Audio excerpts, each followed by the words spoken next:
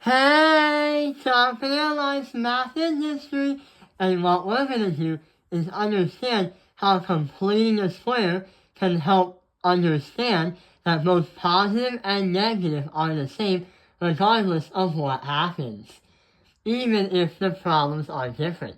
Ooh, a problem. So what we're going to do is complete the square and see what we get. The first thing we do is we focus on the x squared and the 40x and try to factor it from something else. We leave the 5 because we want to try and transfer that into something else. Divide the 40 by 2 because you're trying to get two things. So you get x plus 20 squared.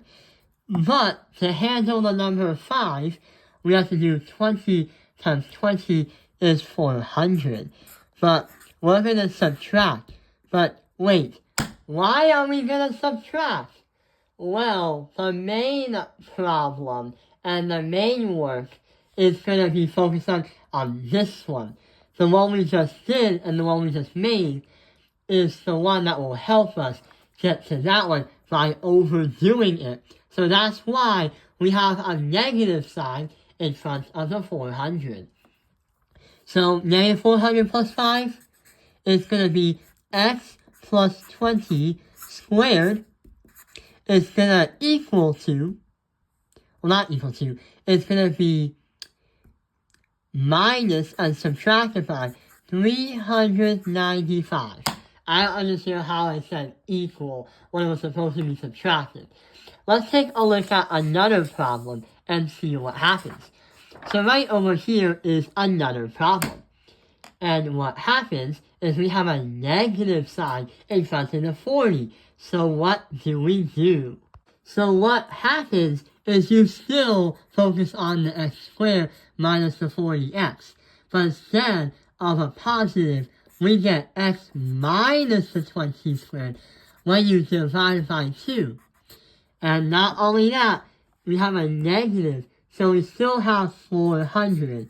But what happens is, it's going to be negative 400 because we overdid it from the actual problem. We kind of went a little bit over. So now we add the 5 and the negative 400, and x minus 20 squared is going to be subtracted by 395.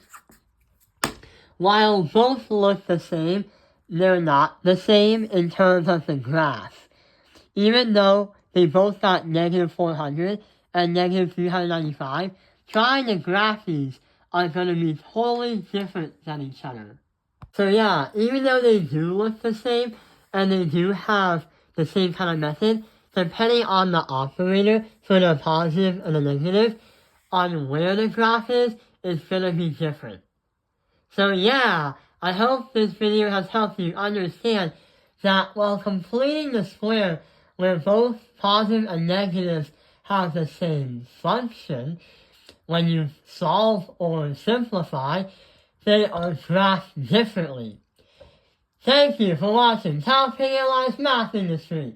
Like and subscribe.